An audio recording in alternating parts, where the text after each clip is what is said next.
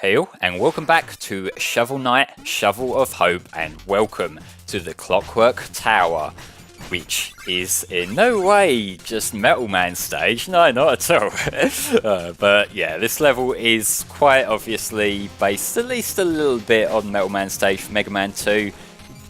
It's got the cogs and gears and whatnot, it's got the moving conveyor belts. But I will say it's a hell of a lot more difficult than Metal Man stage ever was. There's plenty of different twists and turns that might catch you off guard. If you go into this thinking you're just gonna be able to bum rush through loads of different cogs and falling platforms and what have you, nah, you're not gonna get off that easily. This is one of the most difficult levels in the game, and you kind of don't want to take it too lightly.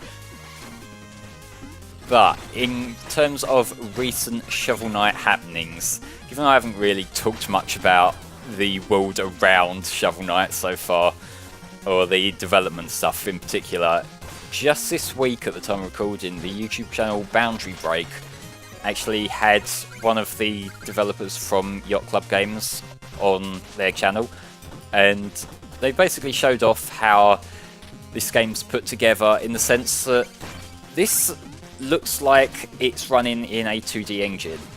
That's not the case. What is actually going on here is this engine is actually running in a 3D space, and in the video, which I would absolutely recommend going to look, it's on the Boundary Break YouTube channel, they use a modified version of the camera to show this game and all the different levels and whatnot from multiple different angles, and you can see how it's like layered on top of each other, which I suppose it does make sense from a development point of view, because as the guy in the video mentioned, it let them bug test a little bit more easily. They were able to see what was going on a bit more easily when they just would twist the camera off to the side, and so they could see if things were overlapping each other when they shouldn't and what have you.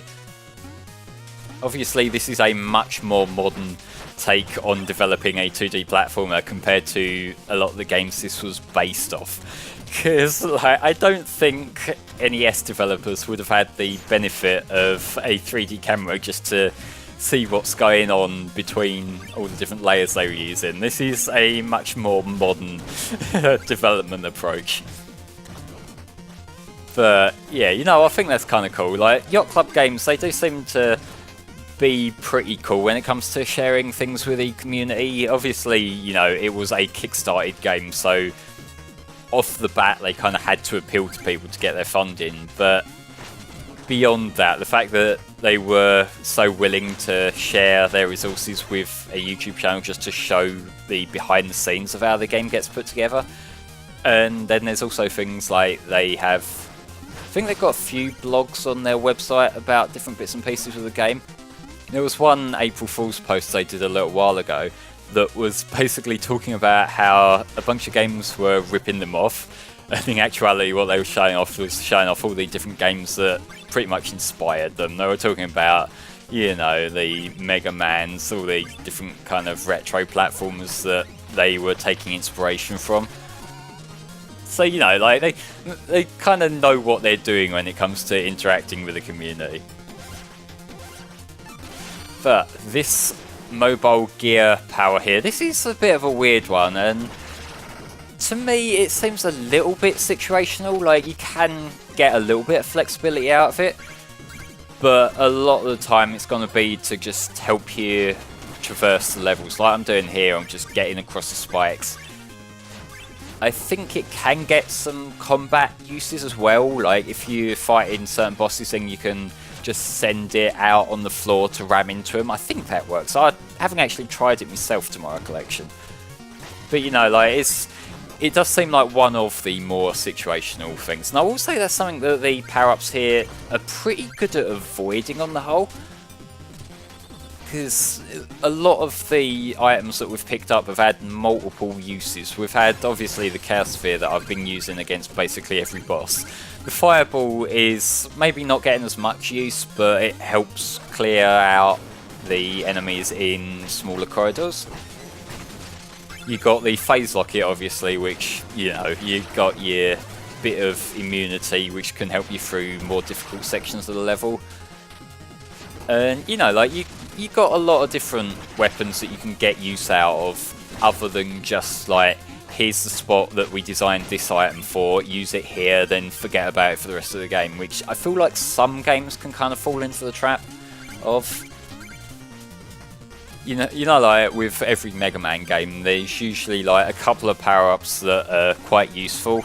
Like, you know, you got your metal blades, which are really powerful in Mega Man 2. You get your shield power-ups, which have different levels of use depending on the game.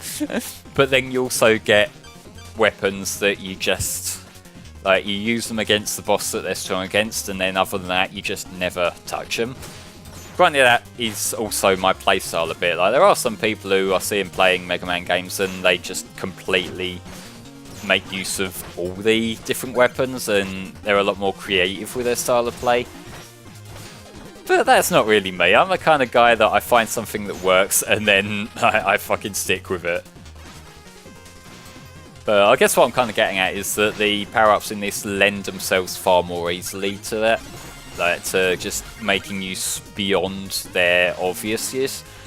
Like, the phase locket, it's not a case of, okay, here's one spike room that you need to use this phase locket in, and then after that, like, just fucking forget about it. Like, no, there are loads of sections throughout this game where the phase locket will come in handy. Maybe one of the more situational ones is a power-up that I didn't really talk about when I found it. I think I was talking about something else, but like the knuckle attack, which I'll be showing off properly at the end of this part. Actually, there's a specific mini level with that in mind. But you know, they're not all going to be winners. And the other one that we've got that is also very flexible is the anchor attack. You know, the one that's basically just the Castlevania axe. That's another thing that is very flexible in its uses. You can, I feel like even in this screen here, you could probably make use of that and just hit the guys from the floor so that you don't have to worry too much about them throwing their cogs at you while you're trying to platform. I didn't think of doing that because I was in the moment and I was more worried about just climbing up and using the phase locket to dodge it, but that's nothing actually. There's usually quite a few ways that you can approach any particular challenge. It's not just okay, here's what you do here, do it, next part. No, like, you can get a little bit creative, which, you know, that's a lot of platforms are like that, but it's always very much appreciated. It lets you use your brain a little bit. Although I will say here, fuck auto-scrollers. This isn't too difficult. This is a little bit deceptive because it looks more difficult than it actually is. You're probably not gonna die here. But still, I've never been a fan of these kind of sections because it feels a lot of the time you're just waiting for the screen to catch up, or you're trying to do a complex bit of platforming without much of a run-up to it. So depending on whether it's easy or hard, it can still be pretty annoying. But here is Tinker Knight, the boss of this level, and look at this little guy. He's tiny, he's smaller than Shovel Knight. So yeah, quite simple boss pattern here. He throws his spanner out. You can try and jump on top of him and fight him like he's an enemy, just with a lot more health. That's pretty much your approach to him here. Thinking about it now, I think the weapon we picked up in this level, that just runs along the floor, would probably be quite useful here, because he really doesn't jump around that much. Most of the time you see him, he's just running left and right on the floor here, so if you could just fire that off, then you could probably get him. You could probably also get him with a fireball as well. But I wanted to save me magic for what's coming up here. Because this is what I meant when I said this boss is a little bit more interesting. Tinker Knight has a second phase, and it's a giant fuck you mech. Look at this fucking badass mech that he's got right here. This looks very much like a Wily boss. In fact, I think there is a Wily boss in one of the classic Mega Man levels, where he shoots out the platforms that you use to climb your way up to the top. This guy is not that difficult once you realise that there's an easy way around him, and that is standing on the floor and throwing the anchor attack up. If you're trying to do it the, I guess, intended way of platforming up with the platforms, then that is a lot more difficult. So, you know, if you miss out on getting the anchor ability, you will have a much harder time, but, you know. When you've got the anchor attack and you can fry it up like the axe in Castlevania, then it's not that much of a big deal. You just gotta make sure that he doesn't hit you too many times with the giant bouncing ball attack things that he has for whatever reason.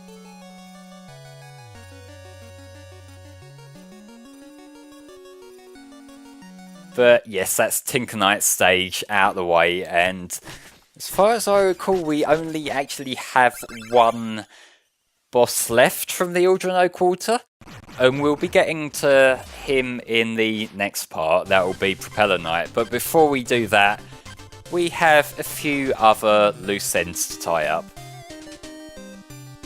So, if you remember in a previous part when we last came to this area on the left here, I mentioned there is actually a purpose to giving all these NPCs the 1,000 gold that they're asking for.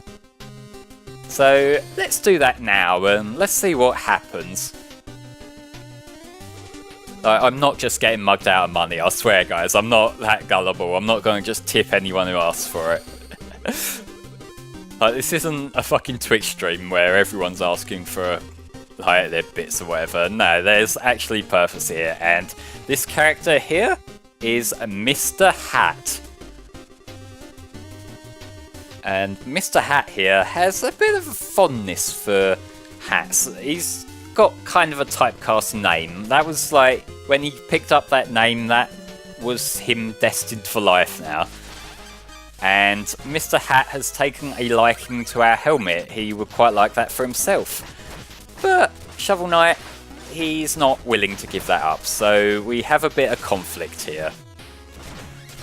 Mr. Hat was designed by another one of the Director for a Day Kickstarter backers. The gentleman who designed him is Alexander Hatman Zekites. I think I pronounced that name right, I hope so.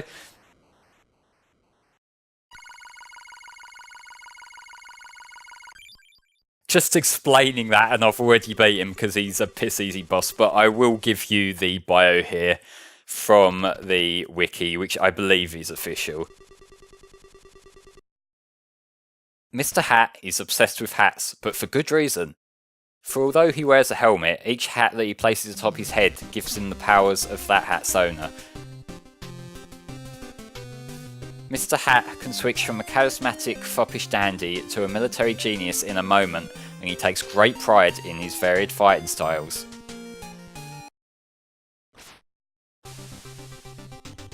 So you kind of get the idea of why he had that bit of interest in Shovel Knight's helmet. Maybe he wanted to master the art of chivalry.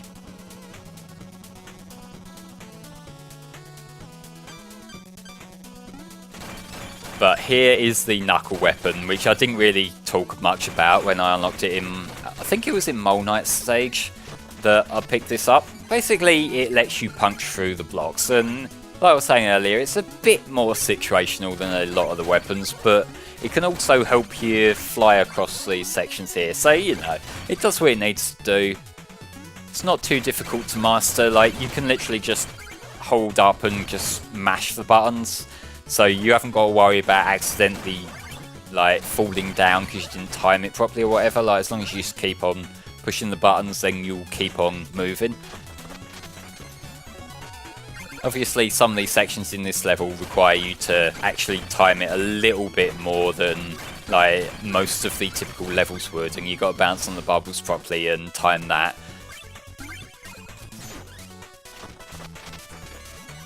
But on the whole, it's quite an easy piece of equipment to use, and that is that very basic level done. So, ladies and gentlemen, join me next time where I'll be moving on to the final member of the Aldrino Quarter, and we'll be going through the flying machine.